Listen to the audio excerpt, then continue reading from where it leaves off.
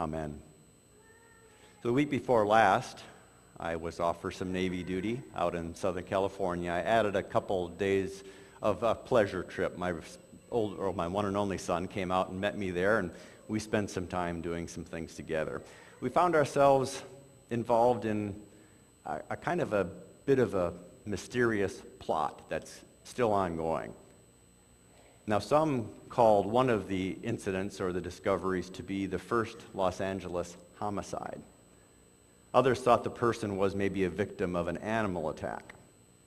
There's some really pretty good evidence that's been studied and saved, but the evidence is at least 9,000 years old, so it may be difficult to prove. I don't know if any of you have been to the La Brea tar pits, but we had an extra day there thanks to a delayed flight, and we happened to be put up in LA close to that, so we just took a ride over to the La Brea. It's an archaeological dig. It's been a working research site since the early 1900s and has wonderfully preserved specimens in it, well protected from oxygen and most bacteria, encased in what they call asphalt pods. Kind of a thick, oozing, maybe gooey butter cake sort of batter, but not quite as dangerous as eating too much of that gooey butter cake. It traps animals in it, and then it preserves them, and these pods become independent, and you have almost these little time capsules there that preserve all kinds of life. That asphalt, though, was, all kidding aside, that asphalt was deadly for many creatures. Gooey butter cake, I'd say that's associated more with parties and potlucks and celebrations. If you were to pick one of these as kind of an icon for where you're at in your life, which one would it be? Mired down in the muck, stuck at a certain place in your life with no obvious way out? Or is it something more celebratory, and maybe if not the butter cake, a sticky, fudgy confection that's at a party or celebration? If you were to assess certain circumstances, would they tend towards being bound and constrained or free and festive? We know today's date. When are we living in God's time? So there was one human skeleton, that's it, preserved over all those years in La Brea.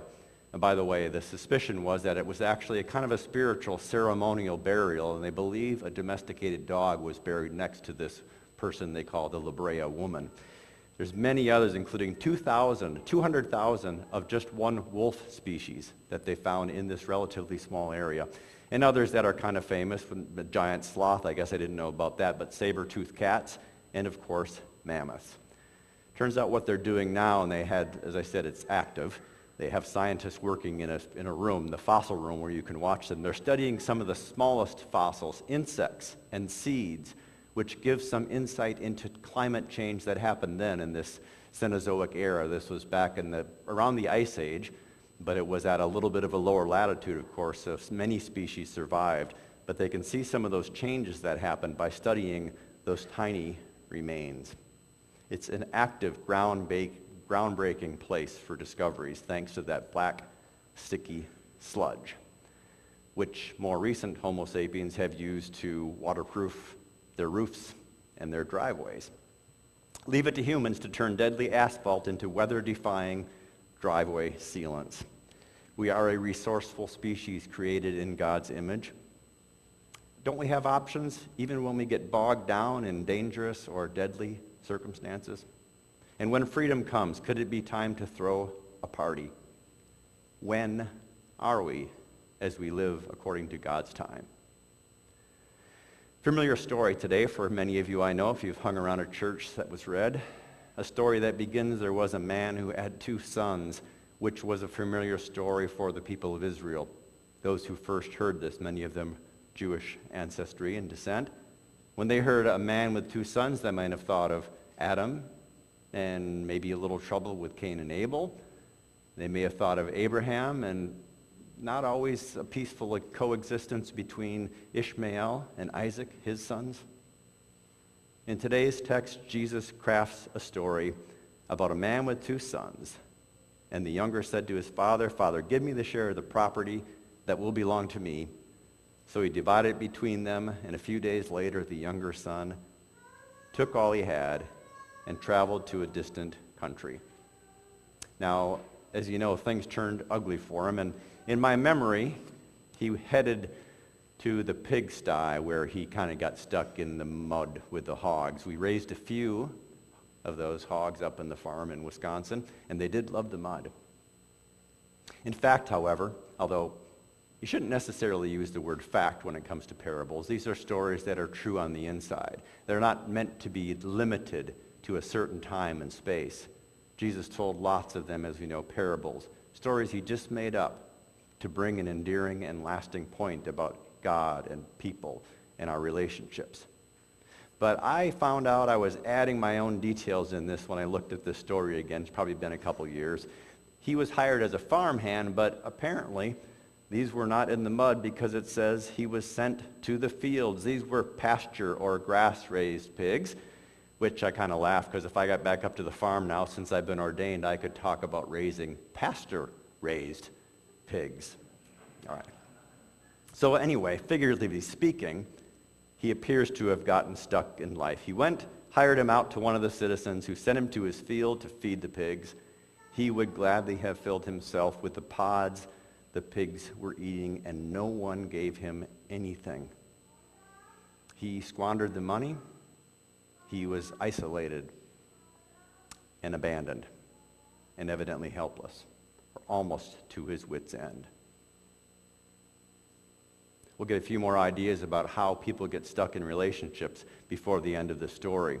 And we'll hear how sometimes they can be unstuck in certain ways by the power of God. A tune that is being unstuck or discovered or rediscovered, a tune that comes up 3 times in this chapter 15 of Luke, one of my favorite chapters of all the scriptures. I'd like to think about and encourage you to imagine different titles for this. You've probably seen The Prodigal Son written over it. I've used some other names for it, but one of those, when you talk about a coin and a sheep that I've thought about, are finders, keepers stories. But back to getting stuck or getting separated, or both. Have you ever separated yourself from those who love you?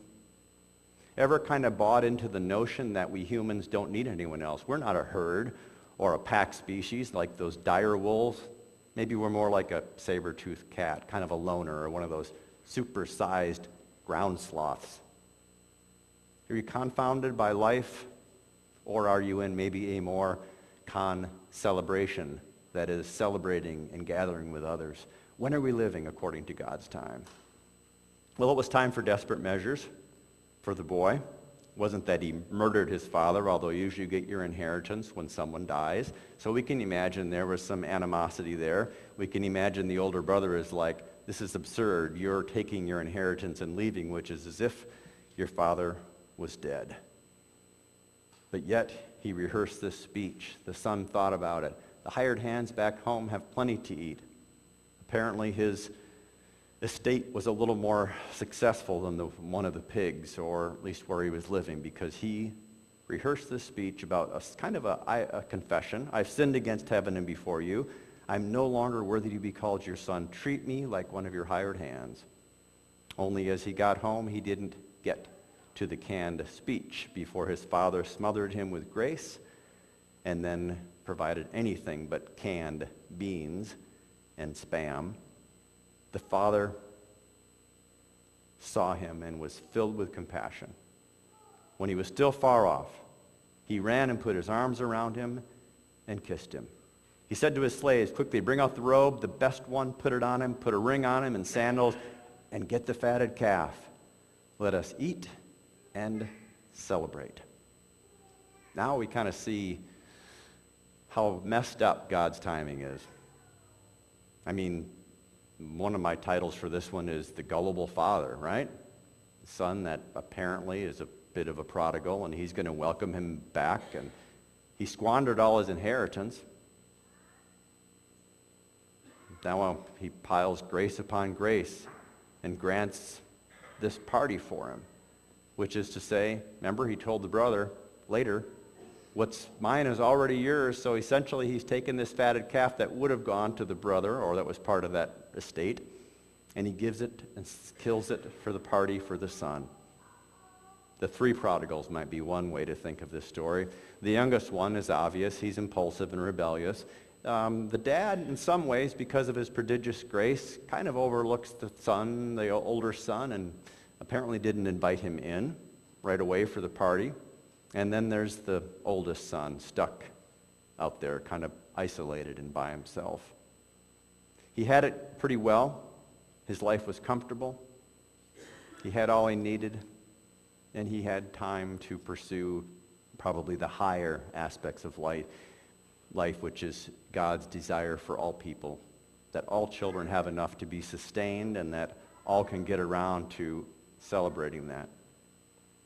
Those three stories, those three parables within this longer section are very true about who God is, the creator who declared all creation to be good. The stories are richer in meaning than any of us can mine at once, but common elements are found in them. A sheep that is found, a rediscovered coin that is lost somewhere in a house, a displaced son who now is remembered to a community, even if it doesn't go so smoothly with his brother. He's brought to a primary community of faith and hope and love. Something in all three of them, for different reasons, became separated from either a flock or from a coin collection or from their family. Somehow each is brought back, whether from the precipice of a cliff or from a shadow behind the stove or from the depths of murky despair. And once back, once restored, we have another good excuse for a party. When are we living in God's time? Well, we may be stuck, or we may be the life of the party. We may be the ones that find ourselves in need of reaching out and not remaining isolated from the pack, from our people, the flock. We may be the ones that have an opportunity to reconcile, to recover, or to restore, or in witnessing some good things happening for others that we know or see, not begrudging them, not coming with envy or jealousy, but celebrating and giving thanks. Because like every Sunday, even in this rather somber season of Lent, every Sunday we'll celebrate with this at least tiny food fest. No fatted calf, this is vegan, just bread and wine and Jesus Christ and the rest of us, one body, living in and making this to be God's good time. Amen.